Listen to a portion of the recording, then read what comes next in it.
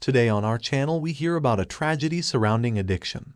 But before that, a disclaimer. Let's be clear, we're sharing this tale not for a dramatic plot twist, but as a what not to do guide, so buckle up. You critically dodge the shady characters and aim for a life that's more pizza, less heartburn. Remember, choose your faith wisely. Cheating wife, ruined family, and Christmas. Why does she expect me to be okay with her behavior? If you're familiar with the original story, please use the timestamp to navigate updates. My wife, 37, female, got any job 4.5 months ago. She also made some new friends. I, 36, male, didn't really like them. They were all hardcore feminists, professional victim, social justice warrior types. There are women who will yell at you for opening the door for them or not opening the door for them. You can't win either way. In the beginning, I sort of laughed it off. But during the last 2 months, I noticed some disturbing changes with my wife. We have been married for 11 years and have 2 kids, 10 female and 8 male. It got worse and worse. She would accuse me of all kinds of nonsense like I was born evil because men suppress women historically. Say what? Whatever I did for her, things she would normally appreciate, was all of a sudden reasons to have a fight. It was all nonsense. I would try to be patient. These arguments would usually end with me saying something like, "But I haven't done anything bad towards you. The only thing I am guilty of is loving you." It would usually send her murmuring.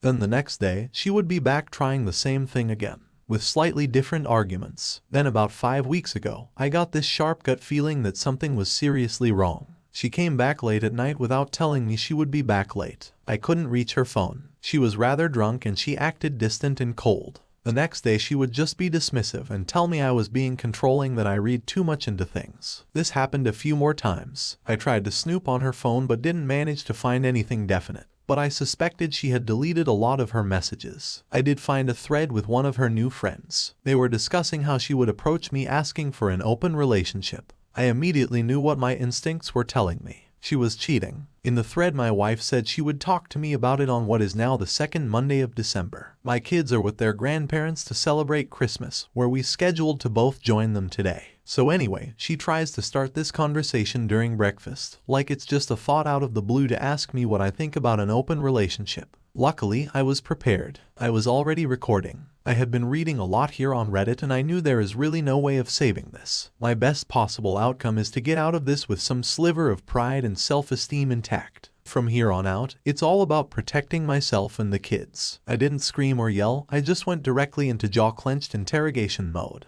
She was all cocky up until this point, but that evaporated immediately when she saw the look on my face. "Who is he? What do you mean?" Tries to look innocent like she didn't understand. If you want to have this conversation with me, don't treat me like an idiot. And at least you can be honest. If you can't be honest, what's the point in this conversation? What do you mean? If you lie to me now, we cannot have the discussion you want to have about our relationship. I can tell that you are hiding something. It's obvious. So who is the guy you are screwing? I am not. Oh my god, it's more than one.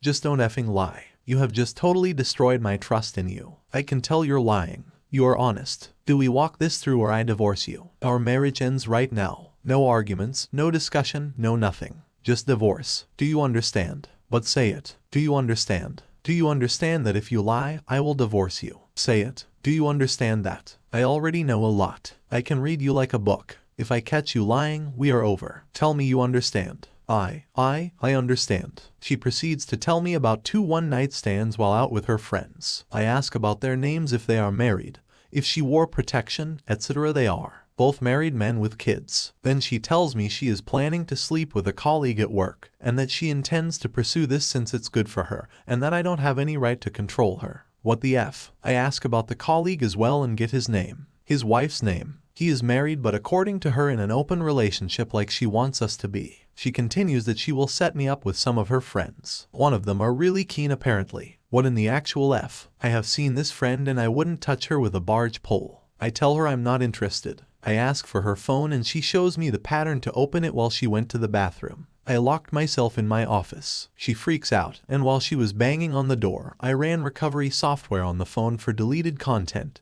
and ended up with lots of painful evidence. 30 minutes later, I also installed a spying app from an online service. When I came out, I gave her the phone and told her to leave. She argued a lot. I didn't really respond beyond single-word responses. She didn't seem remorseful at all through all of this. She was yelling at me that I was acting, controlling, holding her back like men always held women back, that I never loved her, that she had every right to do this, that she expected me to just accept this, that it wasn't a big deal, etc. I didn't argue back. I hardly said a word, actually. I just packed her stuff while she circled yelling at me. I ended up at the front door where I just stood silently until she ran out of steam. In the end, she reluctantly went to her parents' house on her way down the stairs. I told her she was single now, so she could do whatever she wanted. I wasn't controlling her anymore. My lawyer would be in touch in January when she turned to respond. I just slammed and locked the door. I later watched as she discussed it with her friends. They were telling her how strong she was, demanding what she was entitled to, how she deserved better than me, that it was empty threats from my side that I wouldn't go through with it.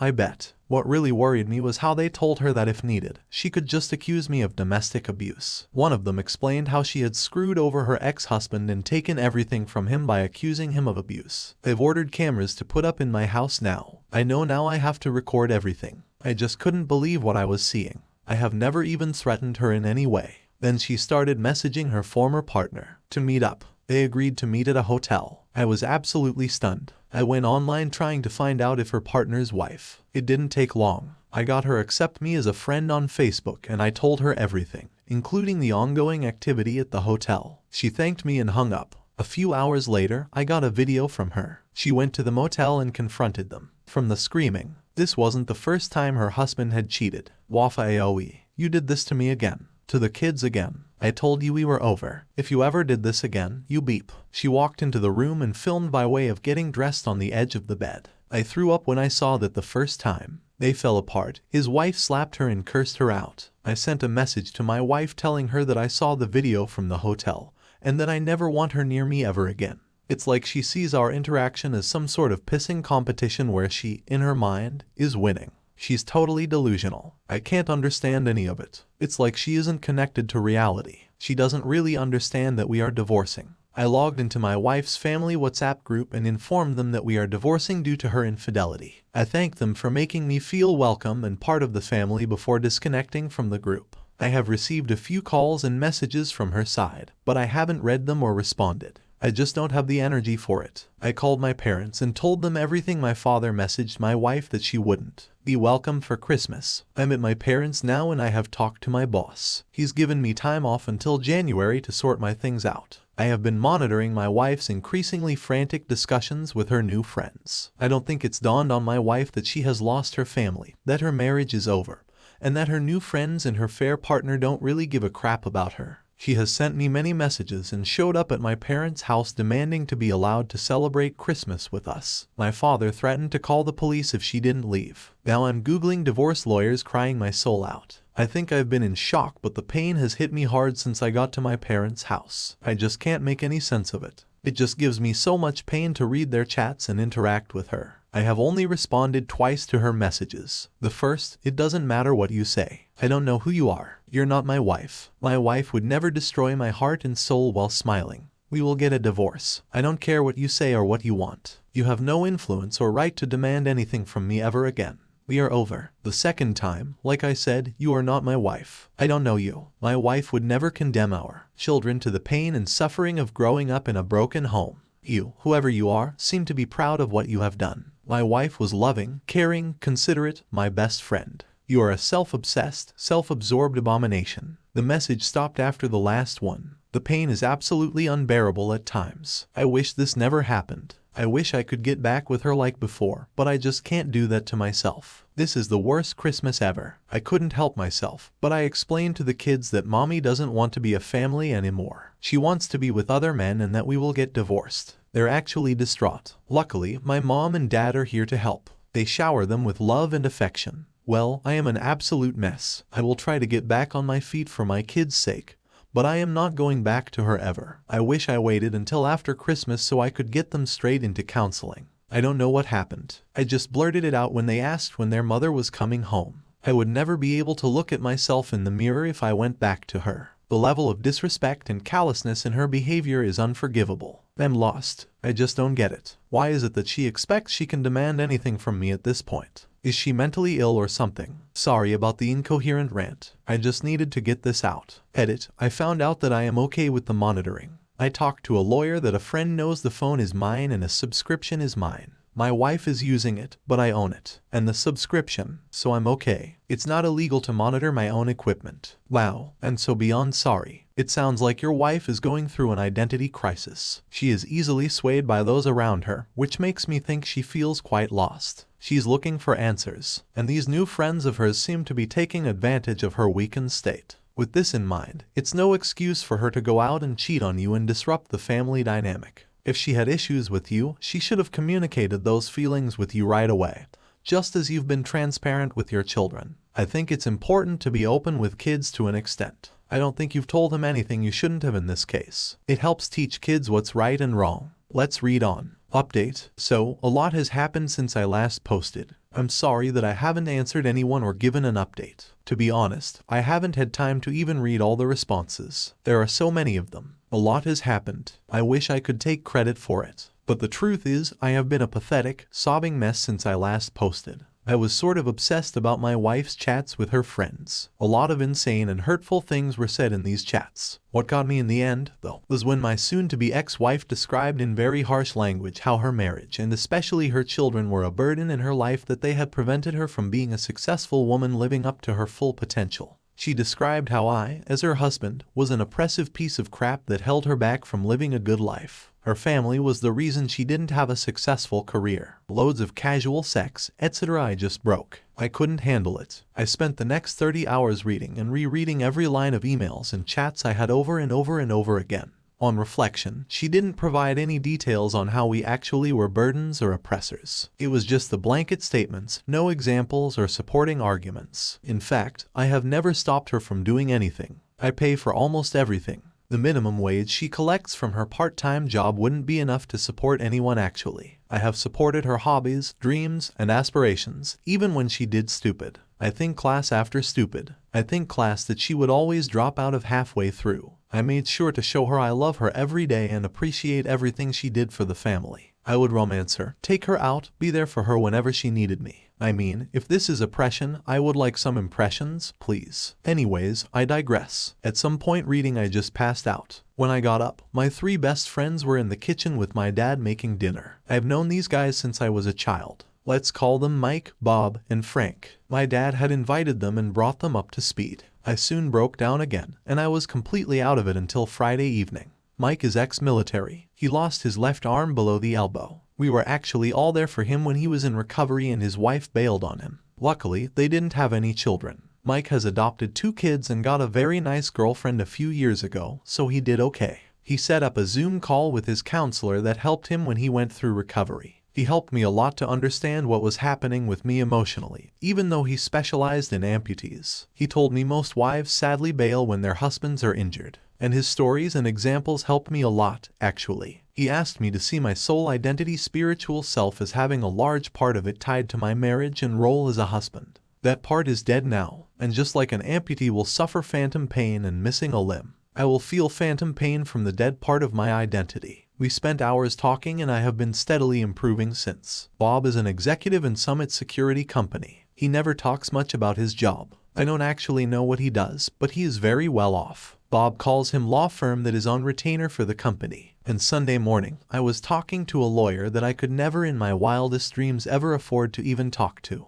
Bob has always been a huge nerd and was bullied a lot. He told me not to worry about the bill. He would cover it. He was happy to finally be able to repay me for the beatings I frequently took for him interfering with his bullies. Frank is a teacher in a private school for kids and is married with 7 children. Yes, that's right, 7. My kids just love him too, and the rest of his family to death. Frank has been making sure my kids are okay and cared for while I get back on my feet and get my ducks in a row. Yesterday was a very hectic day. It started with an STD screening early in the morning. The mom gave me chlamydia, another screening 6 months. My self-pity party switched to pure effing anger when I found out. That's it for me. Gloves off, full custody. I will give her nothing if I can get away with it. The lawyer managed to track down the ex-husband of my wife's feminist friends that bragged about how she screwed him over. It was apparently very easy via the court documents. I wouldn't have even thought about that. I talked to him on WhatsApp. He thanked me a lot, but he also told me about everything this harpy did to him.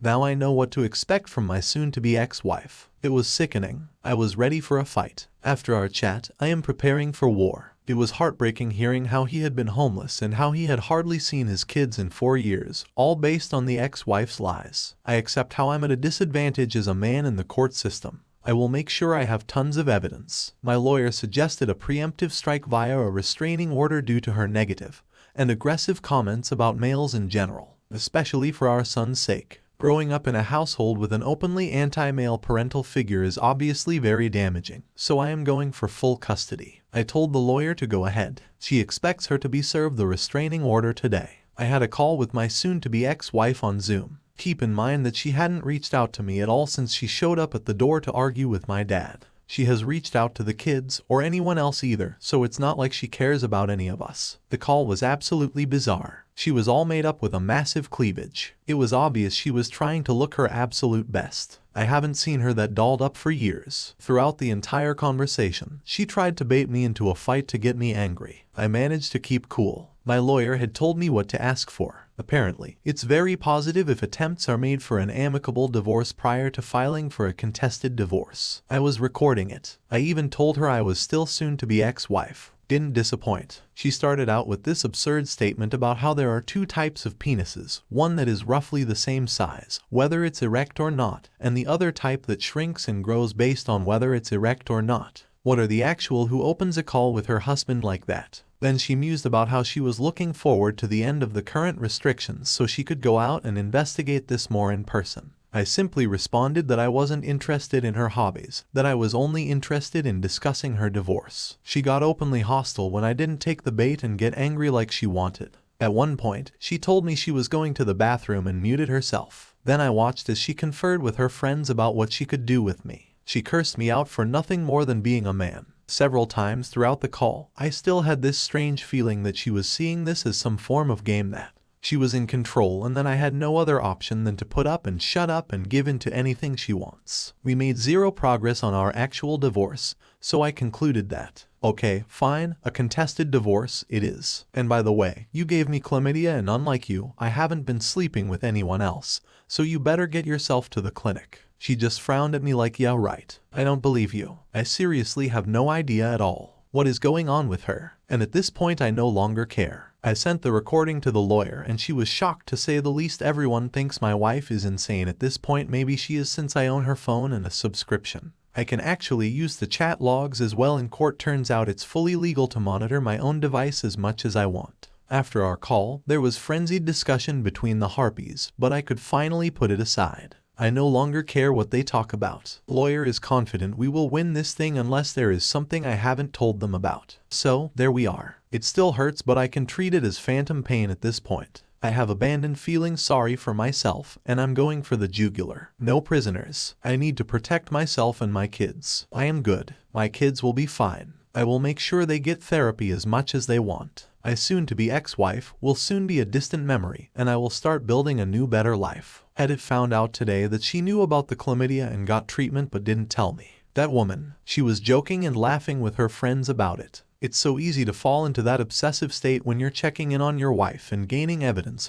We tend to cling on to those things because we're trying to understand why the infidelity happened and where it all went wrong. It's also so hard to see what someone is saying about you behind your back. She's a hurt and resentful person looking to hurt those around her. All I know is that she should have communicated to you what she was feeling when the things initially started and not waited for something totally catastrophic to change her life. It's often hard to reach out and ask for help though. Let's continue. Update 2, virtually. Thank you everyone for all the feedback. Apart from the hacking adverts disguised as comments or PMS, I have blocked those. I get a lot of feedback like I am strong or winning in some way or somehow getting out on top. Rereading my posts, I can see that my anger towards the situation filters through and I can seem defiant and sure of myself. Truth is, I am not. I wish this never happened. I wish my family was still intact and that I had a long, lazy, comfortable life ahead of me with my wife as the kids grow and start their own lives. No one is the winner here. My wife has gone off the rails and the entire train is burning in the ditch. I don't know what is wrong with her. She refuses to see a medical professional for possible mental issues and she is acting like nothing is wrong. Still, she shows no remorse or regret. She acts like I am unreasonable for not just accepting whatever she wants, and she has hardly even talked to the kids since D-Day.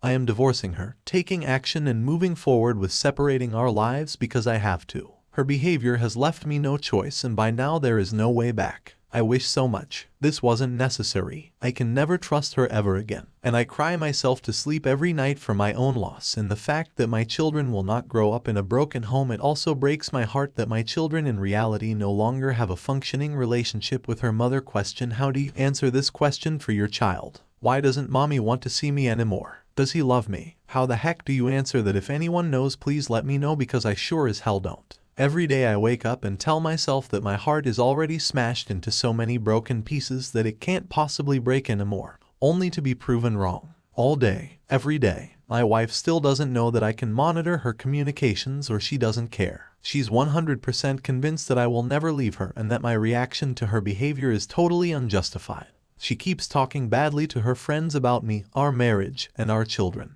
I don't understand why she hates us so much. We haven't done any of the things she accuses us of doing to her friends. As I mentioned before, my lawyer won a temporary restraining order against her. There was a hearing yesterday morning, and since there were no new direct threats, it wasn't extended. My lawyer suggested using the fact that she knowingly infected me as a threat to try to get her to agree to an undisputed divorce. I wish we could separate in a reasonable process. I hate the fact that I have to see her as the enemy and always assume the worst possible outcome. If you wanted to leave me, I would be able to live with that. But why force me into this extremely adversarial process? Why does she do her best to hurt people that used to love her as much as possible in the process? What possible gains can she have from this? I would appreciate any insight on this. It just doesn't make any sense to me. If I go to court, I will probably have to pay her a lump sum for the equity in her house, etc. I will probably not be liable for alimony, and since she doesn't show any interest in the kids, I am hopeful I will win custody of them if it goes to court anyway. My lawyer suggested we try to get her agreement for an amicable divorce. I agreed, and we will meet with my soon-to-be ex-wife and her representative hopefully this week. The ex-husband that was defrauded by the lying harpy spends New Year's Eve with me and the kids. The injustice of the justice system against fathers is just incredible. Now I have no delusions of receiving a fair process if we go to court. His ex lied her head off and the court just took it as fact. No proof whatsoever. He has hardly seen his children since he's been forced to pay unreasonable amounts of alimony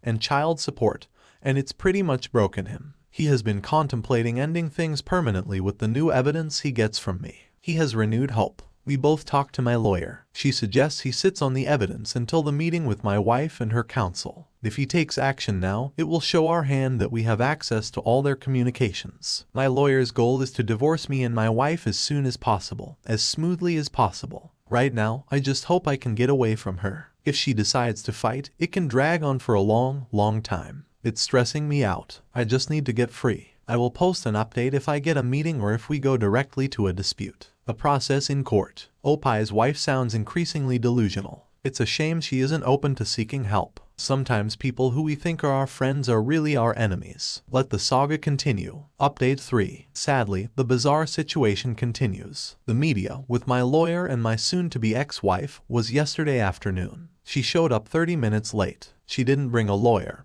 and she claims she doesn't have or need one. Instead, she brought one of her new harpy friends, sends her until after hearing. My lawyer had given me very strict instructions on how to behave. That was not to react to anything they said in a negative way if they addressed me. I was responding in non-confrontational manner and positively if I could. If my lawyer put one or both of her hands flat on the table, I needed to keep my mouth completely shut. So they show up late. No mass, of course. The harpy censored tries to insult me and wind me up in any way she can think of. My soon-to-be ex-wife does the same. My lawyer is trying to get the discussion going on the subject at hand, our divorce. But they are just joking around. They laugh at their own insults towards me a lot. It was real cringe to watch. It's clear now. My wife still believes this is all a ruse, that there is no way I can divorce her. In her mind, only she can divorce me, and only if she wants to. If she does, she will get everything. I just sat there thinking, what the F is going on? I didn't actually say anything of substance. I only responded a few times,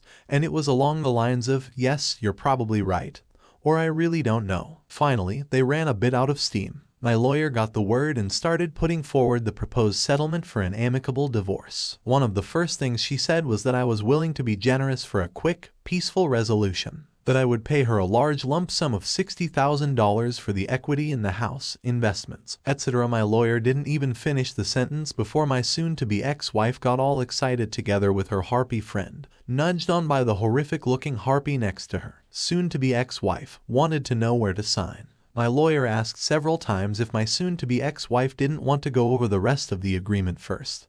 But no soon-to-be ex-wife wanted to sign right away. She started talking about when she could expect to receive the money, and that they needed to get to the pub. A lawyer called someone in, whispered something to them, and there was a flurry of activity. An older woman asked for our identity documents and we were asked to sign the copies. When we were done, the old lady stamped it and I later found out that she was a notary. My lawyer, almost standing on the palm of her hand at this point, thanked my soon-to-be ex-wife and the harpy and told them we were done. They left. My wife didn't even bring her copy of the agreement with her. She left it on the table. My lawyer looked at her flat hands and at me. She obviously didn't want me to say anything while they were in the building when we could see them crossing the parking lot. My lawyer looked at me and said, "Congratulations." Then she spoke at length about how this was the strangest session she ever had for a negotiated divorce. She told me she would send my soon-to-be ex-wife's copy to her after we do a hearing in front of the judge, or if she gets a lawyer that asks for it. Until then, it's forgotten.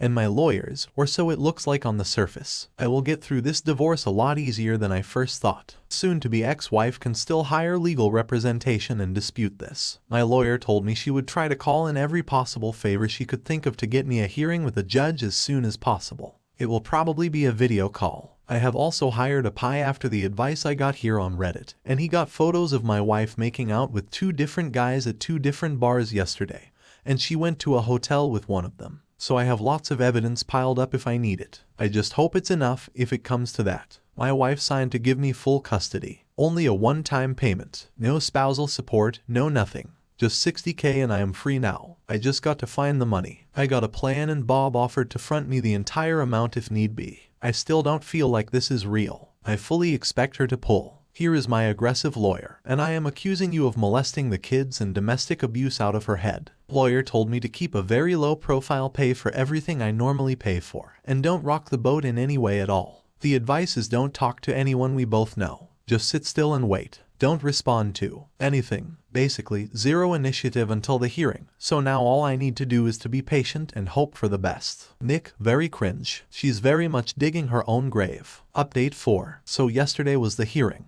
I am basically divorced. It will take 4 to 6 months for the paperwork to be official, but at this point there is basically nothing anyone can do to change the outcome. The only option is if me and my wife together. Stop it. I'm so tired. I haven't slept in I don't know how many days, so if I'm a bit all over the place, I'm sorry. I just need to get this all out. I need to vent. Hopefully I can get some sleep after I type it out. My awesome lawyer got me an early hearing just 12 days after submitting the paperwork. No doubt she called in some favors on this one. I'm getting off track for the weekend. Up until today has been insane. Friday morning a whole bunch of police officers knocked on my door with a warrant to search the house. I was very confused. I was worried about the kids, so I asked if I could bring the kids outside while they did their search. Thankfully, they agreed to that. They didn't really tell me much, but I did get a copy of the warrant. I was so shaken up I couldn't really make any sense of it. I guess everyone that said that my ex-wife's behavior was probably drug-related. It's safe to say that is at least a factor in this. The cops said about completely trashing my house. I called my lawyer and she talked to them, but the warrant was valid, so there wasn't anything that could be done at the time.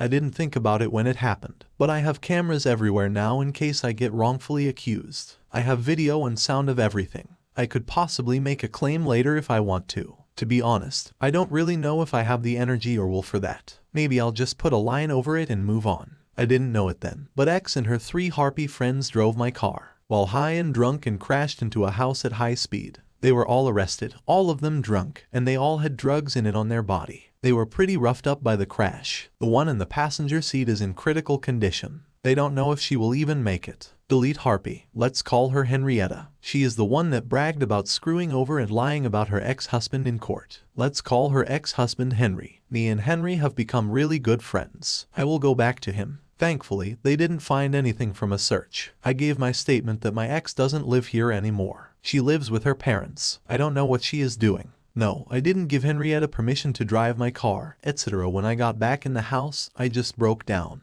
Everything was completely trashed. It was just the last straw, I guess. The only thing I could think of was to call my dad, who brought me the kids home to stay with my mom. Dad then got a whole group together, 26 friends and relatives, while I was sobbing on the back porch eating my mom's amazing comfort food, feeling sorry for myself. They completely cleaned and fixed my entire house. They did every single room, clothes, dishes, furniture, even washing the ceiling and walls. It's never been this clean. They even fixed all the little things like loose door handles, etc. I just couldn't believe they would do such a thing for me. I have no idea how I can ever repay them. I went from suicidal to feeling pretty good over the weekend thanks to them. Cops found more drugs at Henrietta's house and her boyfriend wasn't there. No babysitter either, just the kids alone. The kids were taken by CPS and Henry won temporary emergency custody after showing the judge the chat logs combined with the abandonment and piles of drugs thing. He got custody without much difficulty. Henry is over the moon. Happy. He has hardly seen his kids in the last 5 years. He hadn't been raising money to fight Henry in court when this happened. He still needs to go to court to make it permanent. But the odds are really good at this point. Everybody thinks Henrietta will have to serve time if her friend doesn't make it. Probably serious time.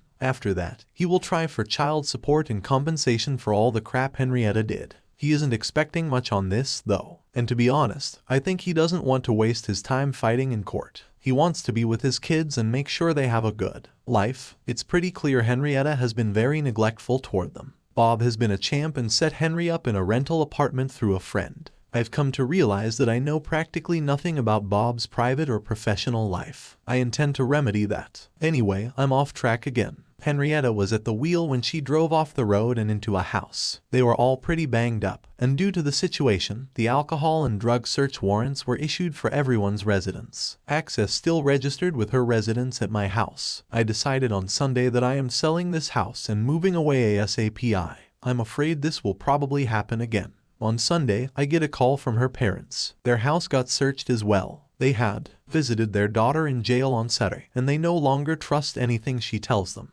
Long story short, they came over to talk on Sunday, and it turns out she has been lying to them about everything the nights she has been out partying and cheating. She told them that she was staying with me and we were trying to work things out. They had no idea what was actually going on or what she has done to me and the kids. They knew she cheated, but they believed it was a one-time drunken mistake. That's basically what she told them. On Monday, my wife called me to try to get me to post bail. It's $15,000 and her parents have already told her no. After talking to her lawyer, she made some papers that the bail is subtracted from the settlement until she shows up in court and the bail is released. The agreement included her mother as a custodial of the remaining amount. My lawyer didn't want my wife to have any excuse for not attending the hearing. That's why she wanted me to get her out. X didn't really have a choice and she signed. She was released Monday afternoon. From what her parents tell me, she refused to comply with the terms they had for her to continue living their terms, like stop doing drugs, commit to rehab, open everything, policy, drop the bad friends, etc. She apparently left their house on Tuesday to stay with some of her new friends. She didn't show up for the hearing, and after showing the judge everything, including the events over the weekend, I want full custody. The settlement is according to the agreement we made. It was quick, only 30 minutes. It would take 6 months to go through the paper mill. But in reality, it's done. There isn't really anything that can be done to stop this now. That brings us to today. I wasn't able to sleep. Everybody was congratulating me and treating me like I had some major victory. But it sure as hell doesn't feel like I won anything. This is just pain. I still love my wife. I know it's over and there's absolutely no way back. Still, she was my best friend, my soulmate, up until recently. And even though I feel my love for her has been mortally wounded, it's still there. And it hurts like a mother ever. There are no winners in this. I lose. My wife loses. My kids lose. I don't really have the words. It feels like I am being asked to celebrate that I have lost both my legs. But because I took action, one of my legs could be cut below the knee while the other still was cut above. When people congratulate me, it feels almost like that. Like they're commending me for saving half a kneecap while losing both my legs so I can't really sleep.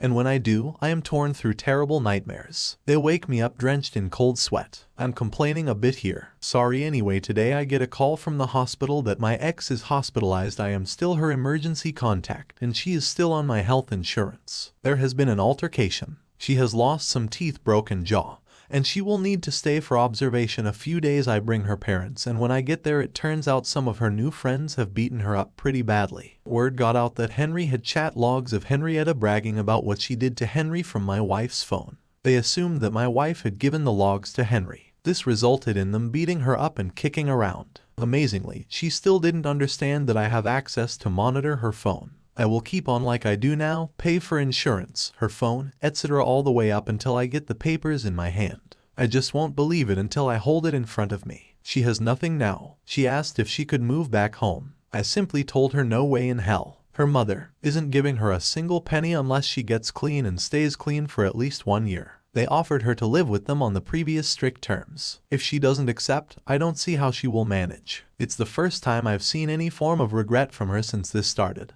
But I think it's regret that she can no longer continue with her craziness. She did say, "I'm sorry I ruined everything, but I don't think it's genuine." She hardly looked me in the eyes while I was there. It hurt seeing her like this. I felt like I wanted to protect her. But she's an adult. Her behavior is dangerous and erratic. And I need to protect my kids. Apart from that, she didn't ask about the hearing. She didn't ask about the condition of her critically injured friend. She basically just sat there, seemingly irritated. I still don't understand this. She has lost everything. She has destroyed her family and caused a lot of pain for a lot of people. And for what? A buzz and some random sex. And going completely no contact until she has been clean for a long time. I just can't deal with all the crazy. I'm so sorry, Opie. You may never understand her behavior or what's going on in her head.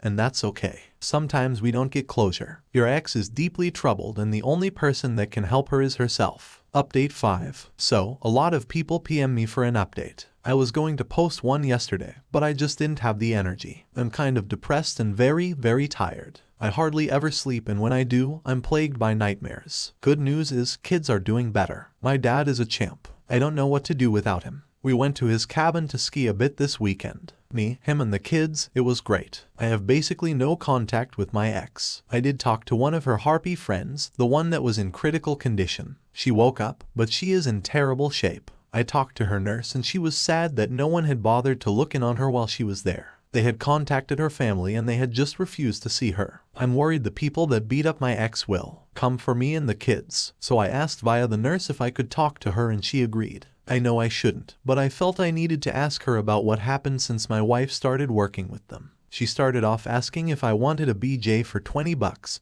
so that wasn't awkward at all. I offered her $50 in exchange for information I needed. The harpy friends are all hardcore drug users, addicts. Henrietta dragged my wife into their group against the wishes of the other two and convinced her to try drugs and party with them. They sold sexual favors to get money for drugs. Henrietta is the lead on this. They all preach this strong feminist, my own body stuff, but as she put it, it's all BS to protect our own imagined egos. What we really do is prostitute ourselves for money to buy drugs. My wife bought into the BS first, and it didn't take long until she was addicted, just like the rest of them. Once she was hooked, she too eventually started selling sex to pay for drugs. Not easy hearing that the person you loved more than anything turned herself into a sex worker to meet her drug addiction. It makes sense why all she wanted was the money now, from what she tells me. It's meth. No one visited her because she is stolen, cheated, abused, and lied to everyone in her life, and no one wants anything to do with her. She told me without even blinking how sad she was that she survived. She has zero hope for the future, and she looks like walking death without her makeup.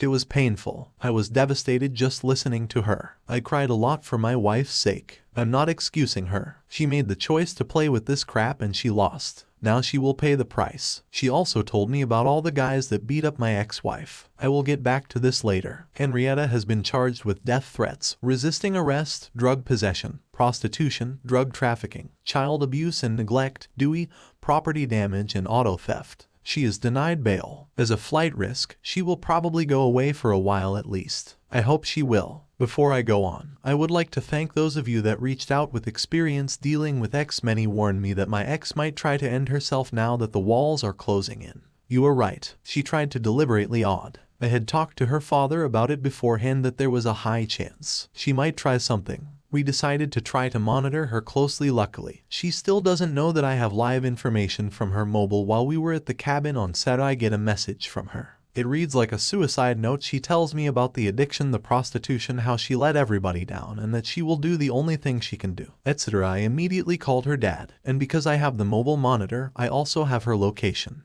Her father rushes out and finds her unconscious on a park bench. She is immediately taken to the hospital and pumped. She is also very hypothermic. I dread to think of what would happen if he arrived just a little later. They have her on methadone for now. Her father has successfully become her appointed guardian. She can no longer object to treatment. Her father had her forcefully committed to a rehab center and she will go through Sunday to detox. I don't know when, but probably this week. Her father was appointed not because she did, but because she abandoned her children. Apparently, a ban on your children proves that you're not rational while trying to, and it is okay anyway. Thankfully, I haven't had a chance to cancel her life insurance yet, so she will get treatment. I have offered my ex-father-in-law to help with the finances as long as my ex isn't told that I am. I have been very scared that the guys that beat up my wife was going to come after me and the kids. I remember Henry presented chat logs in court that they believe my wife gave to Henry. I talked to Henry about it, and he decided that he would fix this since he benefited from the disclosure. Don't know if I mentioned this, but Henry is an angry meat mountain of a man. He grew up on a farm carrying stuff since he was a kid, so he looks like he can rip the average man in half. He bends down, walking through doorways. He has a crew cut and some facial scars. Let's just say he is very intimidating if you don't know him. In reality, he is infinitely patient, gentle, and kind. I don't doubt he will use force if he finds it necessary, but for him, it's a last resort. Anyway, he went to the guy's apartment, a real crap hole by the way. He grabbed the two guys by the neck and told them that Henrietta had given him the chat logs, and since they hurt someone, he knew they had a choice to make. Go with him to the police and confess everything related to the assault, or to face him right there, and that they should expect some very painful permanent injuries if they chose option 2, as he told it to me. He let them know that he was very hopeful that they would choose option 2. They apparently couldn't get to the police station fast enough. Needless to say, I no longer worry about them. I found a new apartment. I will be moving soon. Bob once again came through. All in all, I am very depressed. This is heavy on my soul. What keeps me going is my friends and family, and I know I need to stay strong for the kids. My heart breaks for my ex. Despite everything, I don't regret marrying her. I still love her, but I know we can never be back together. She isn't the person she used to be, and there is just too much pain between us. Despite all the pain recently, we had a very good life before that. I wouldn't have my children if it for her and wouldn't give them up for anything. I know it's going to hurt for a long time. I hope I am strong enough to get through it. Strangely enough, news of my wife's addiction has helped kids deal with it. It's much easier to talk about how mommy is sick and it's going to take a long time for her to get well. She still loves them, etc., etc. Right now I am saddened, tired. Henry is here with the kids. We are going to watch Madagascar 3, I think. I'm trying to make as many good new memories as possible. Henry is doing the same in his. My kids look like they are doing a lot better now. I think we will be okay. Thank you everyone for all your help. This will be my last post here, I think. Last update: X passed away odd while in rehab. We don't know how she even got the drugs. She must have taken them while inside somehow. But no one actually knows how. One doctor speculates that she has swallowed a bag or something and that it burst. I won't be posting anymore or answering comments. Thank you everyone that provided helpful suggestions and comments. I'm so sorry for your family's loss. For many people, grief is the process of mourning the loss of a loved one, moving through the painful yearning to have them back by your side. But what if that emptiness has been there for a while? How do you grieve for a conflicted relationship? The first thing you can do and should do when losing a loved one to addiction is a promise to follow up each guilty self-hatred thought with "this was not my fault." As hard as it is to believe, it is the truth. Addiction is a serious, often deadly disease, but like any disease, no one person is to blame. Conflicted relationships can often complicate pain in the wake of death. It can be more challenging grieving, and you may fixate on the not-so-pleasant memories of the time and distance spent apart. Invite these feelings in and open up with others about them. The more you hold in, the more damage you can cause. Sending love in light way, hope.